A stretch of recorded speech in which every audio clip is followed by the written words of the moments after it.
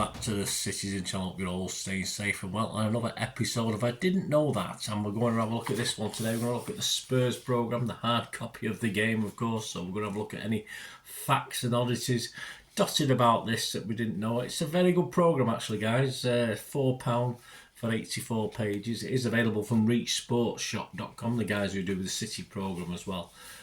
This is well worth a purchase because there's a lot of City stroke Spurs stuff in it, or City versus Spurs stuff in it, a lot of history, of course, between the two clubs. So obviously my old format I would be recommending and saying this is ideal and this is a great read, and I've still not read most of it yet. There's lots of bits and pieces I want to read, and I'll be using some of this as my own little references for future vlogs as well, because there's a lot of stuff on City and Spurs. So we'll have a look at this today, including an excerpt of, yes, a Spurs perspective. We've had our perspective. I did my own perspective as well, of course, on that famous 4-3 victory back in 2004. But we'll have a look at the sort of Spurs side of it with a look at John Macken's views as well at the time. So we'll have that before we go. Right, so please, if you are new to the channel, push that subscribe button, push the bell notifications, everything City past, present, the future, hopefully, as long as I can keep going, that's for sure. And of course, a very eclectic mix of stuff, so dip in and out of it. I do stuff on film and TV as well, so many people like me like football, like film and TV, so have a look at that as well, guys. It'd be great to have you on board, and leave us your comments, leave us your thoughts. Great to have them, of course. I was there at Spurs on this wonderful night. At last, a victory and a goal. Even more importantly, it wasn't the greatest goal, but it doesn't matter, does it? So leave us your comments, guys, and I will respond or give you a little thumbs up. And if you can give me a thumbs up for this vlog and make a slightly chilly old City fan very, very happy at the moment. Right, the cover, yes, I'm not impressed with that cover. I don't know. It's the pose, I have no idea what all that's about. There's a couple of pictures inside as well, slightly different. Obviously, the photo shoot. It's not really, I don't know, not really cover of a football programme, but perhaps a men's magazine of some type. But yeah, very odd pose from Mr. Is it Verma there on the front cover? So yeah, Timo Werner, of course. Yeah, I don't like it. I don't like it. Didn't rate very highly in my programmes of this week anyway. Right, on to the Did You Know about Spurs. Well, we always talk about the sponsors, don't we? AIA, of course, pay almost $50 million, not pounds, $50 million a year for the privilege of having the AIA on the shirts, etc. What is it? Well, if you didn't know, it offers insurance and financial services, writing life insurance for individuals and businesses, as well as accident and health insurance, and offers retirement planning. Yeah, might come in handy. And wealth management services. Well, I've never had any wealth. Variable contracts, investments, and security. So that's AIA. A little bit more about them. And of course, everyone has a sleeve sponsor now, don't they? And Cinch, of course, which you've probably seen adverts for Cinch yourself. They pay the princely sum of £10 million a year, which is quite high. One of the highest I've seen, to be the sleeve sponsor at Tottenham. And of course, Cinch is quite simply a used car dealership. Well, all right, they sell cars to customers on the internet. They are pretty big, but that's what they are basically. Yeah, Spurs' record FA Cup victory ever is 13 goals to 2. They won back in 1960 over Crewe Alexandra. Who were they? Longest unbeaten run was from the 18th of January 80 to January 83. Of course, we were one of the victims in that little run, weren't we, of 18 unbeaten run. Of course, he didn't win them all. It took him a couple of goals to beat us and a fluky goal. Jimmy Greaves on 32 is their most prolific FA Cup goal scorer. Interesting, I was having a look at the tickets and the price-wise. You always think London's very expensive, don't you? But they do some reasonable deals. I don't know how many of them there are, but they have 3 categories, a bit like City. They've got A, B and C. Of course, category A includes us, Chelsea, Arsenal, Liverpool, United and Newcastle, and the prices for that range from £65 to £103, so not dissimilar to us. But we're poor, aren't we, up north? Category category C, which is the lower category, of course. That just includes Burnley, Luton, Bournemouth and Sheffield United.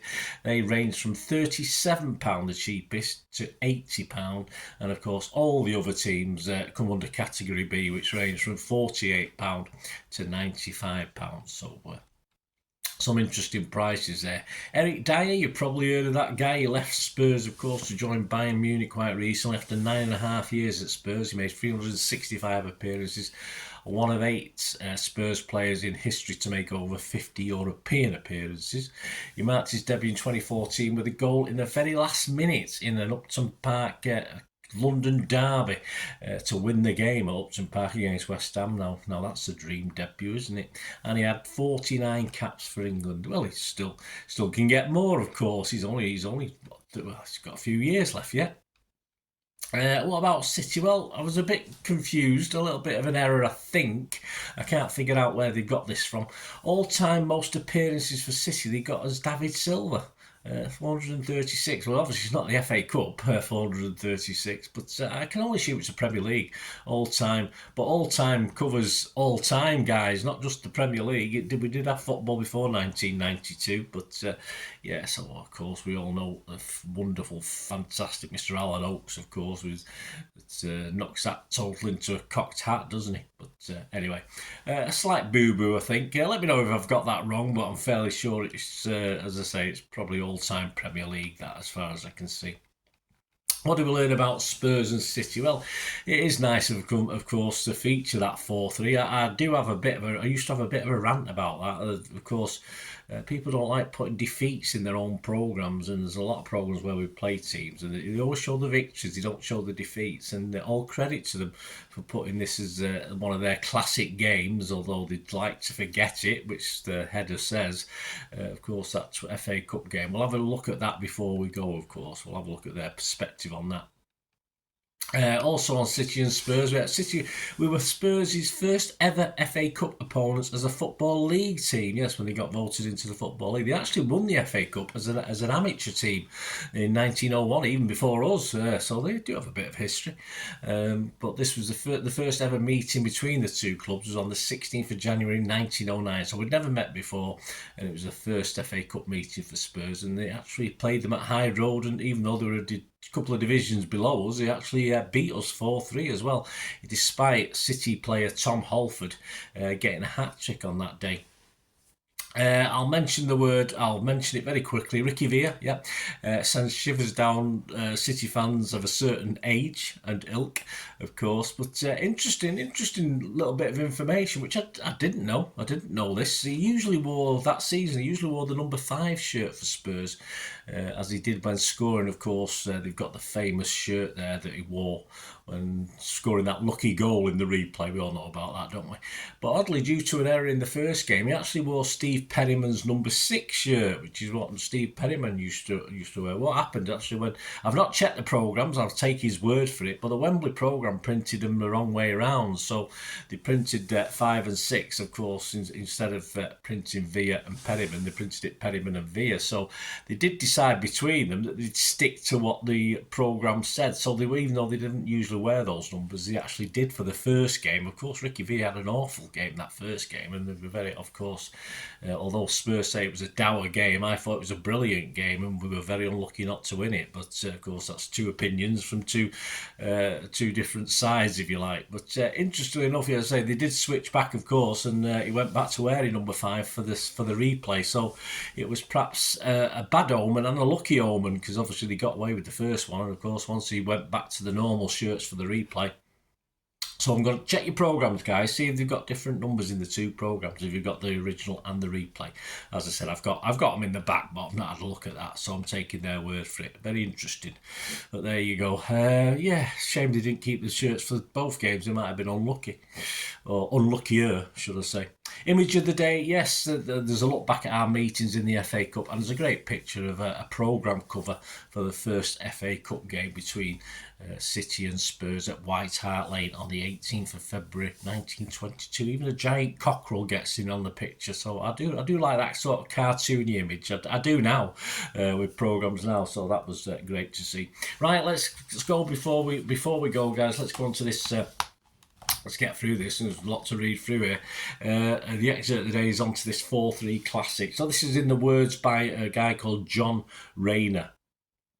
As the teams left the field at half-time of our FA Cup fourth-round replay against City back in February 2004, Spurs supporters and players were all smiles. Not only were we 3-0 ahead at White Hart Lane and looking like we could score more, but City midfielder Joey Barton, already booked for a bad tackle on Michael Brown, had confronted referee Rob Stiles just after the whistle had sounded for the interval, and duly received a second yellow card at his marching orders. City were on a run of 1 in 18 matches in all competitions, including a 3-1 loss in N17 in the League Cup, and such was their plight at that moment in time that their manager Kevin Keegan had said to his coach Derek Fazackerley at the break, "Where's the nearest job centre?" David Pleat, our caretaker manager at the time, following the departure of Glenn Hoddle in September, recalled the situation in the changing room during the interval that night. "I got into the dressing room before the players, and as they started to come in, someone said that Barton had been sent off. That was the first I knew about it," explained David. "We were 3-0 up, and now they were down to 10 men, but I didn't change anything at half-time. We didn't talk about playing against 10 men, we just spoke about continuing to play the same way because we'd done well up to that stage. What happened next still sends shivers down the spine of anyone of Spurs' persuasion." But first, a quick recap. Freddie Canuti hat-trick had seen off Crystal Palace at the Lane in round 3 of the FA Cup that season to set up a fourth-round clash with City at their new venue, then called the City of Manchester Stadium. Nicholas Anelka had given the home side the lead before Gary Doherty headed a 57th-minute equaliser to win a replay back in North London. On 19 minutes, we went into the 4th of February encounter having picked up some form, losing just one of our previous 5 compared to City's shocking run of results, and took an early lead when Ledley King played in midfield, curled home a delightful shot in the 2nd minute. On 90 minutes, Stephen Carr picked out the run of Robbie Keane, who showed exquisite control before clipping the ball over City keeper Arnie Harrison, playing his first game in English football. And following that Barton challenge on Brown, Christian Jaeger picked up the ball and hit a superb free kick into the top corner of the net to put us 3-0 up. The visitors already lost Anelka to injury in the 27th minute, replaced by John Macken, and were then reduced to 10 men following Barton's indiscretion with the referee. "It was very quiet in our dressing room at half-time," recalls striker Macken, who would go on to play a major role in the outcome of the game. "There wasn't much talking or tactical advice. I think we're all a bit shell-shocked about what had happened in the first half. You're certainly thinking, what do we do here? It was a bit of a damage limitation exercise in the case of how do we get back in the game, but also how do we stop the Tottenham onslaught. What I do remember was that we came out early for the second half, a bit early. We stood in the tunnel area for a bit, and the City fans were singing away. It was surreal hearing them like that when the team was 3-0 down, but that sums up how brilliant City fans are. I definitely think that inspired us a bit to make sure we gave them at minimum a much better second half showing. As we had done in the first period, City made a good start to the second half, and Sylvain Distin headed home past Casey Kell in the 48th minute, although it still felt like nothing more than a consolation goal. And we almost added a fourth when Ziega curled another wonderful free kick up and over the wall, again heading for the top corner until Harrison tipped it onto the woodwork and was then up quick enough to prevent Gus Poyet's header from the rebound crossing the goal line. Then it all went horribly wrong horribly right for us. Just after the hour mark, Paul Bosvelt's a speculative shot deflected off Anthony Gardner, wrong footing Keller as it bounced into the net to bring City to within 1 goal before Sean Wright Phillips streaked clear to lift the ball over our American goalkeeper to level the scores. Wright Phillips was giving us a hard time out on the right, added Pleat. He was a real thorn in our side that night, but even when it went to 3-3, we never thought we were in danger. We thought it would go to extra time and we'd still do it. The City camp naturally felt differently about the game script, as Macken revealed. Although Spurs had a decent spell around that time, we were thinking momentum was with us. Coming from 3-0 down to level at 3-3, you get a bit more energy, a bit more belief comes from someone or somewhere, and you're just determined the comeback is to count for something, despite still having the despite us still having the man advantage from a Spurs perspective. I keep forgetting that. We just couldn't get a grip of the game as the clock ticked down. Then in the stoppage time, the unthinkable happened. Michael Tyne sent over a deep cross from the left. Mackin got up between the King and Johnny Jackson and sent a looping header over Keller to complete one of the most remarkable comebacks the FA Cup has ever witnessed. There was such a mixture of emotions when that goal went in. Relief, joy, explained Mackin, now aged 46 and a manager of non-league Witten Albion. I remember running over and showing our appreciation to the supporters. Seeing the look on some of their faces is something I'm still able to picture today. It was deflation for Spurs and elation for us, the players, the fans, etc.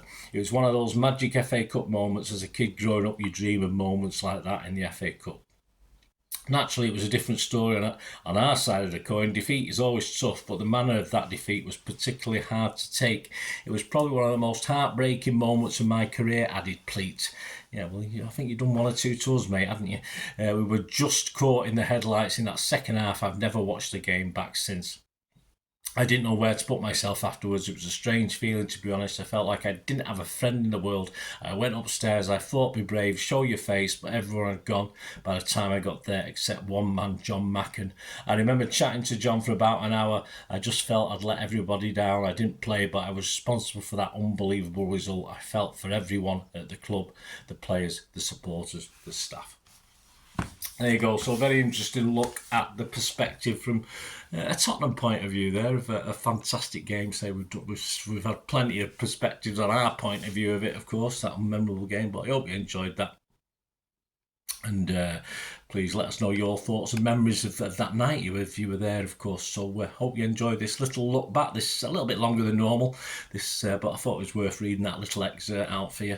I didn't know that. Spurs versus City in the FA Cup, round 4, 26th of January 2024. As I said, you can get this programme for £4 plus postage, which is about £6, £6.50, something like that. Well worth it. As I said, guys, if you've not got it, well worth the purchase. I couldn't get hold of it while I was there. I was very late arriving. I couldn't find anyone selling it, so I had to go to Reach Sports shop myself and buy it. So, yeah, get it on there, guys. That's probably going to be cheaper than other internet sources, so do that. As I say, I would heartily recommend it.